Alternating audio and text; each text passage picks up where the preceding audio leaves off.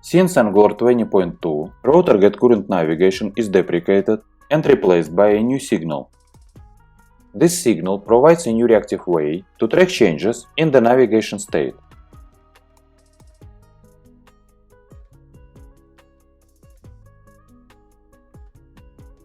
You can now use a computed signal to easily derive states,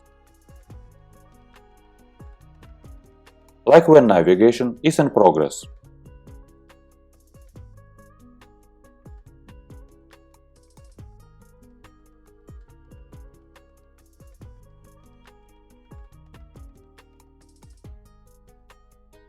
During navigation, the signal contains the current navigation object.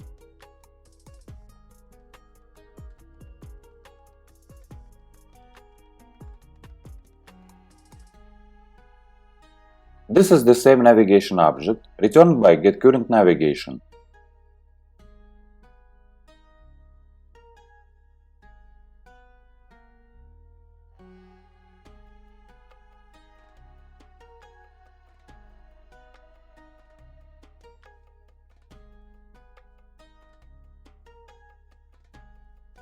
Before and after navigation, the signal contains null. Whenever the navigation state changes, consumers are automatically notified. For example, when a navigation starts or when it finishes.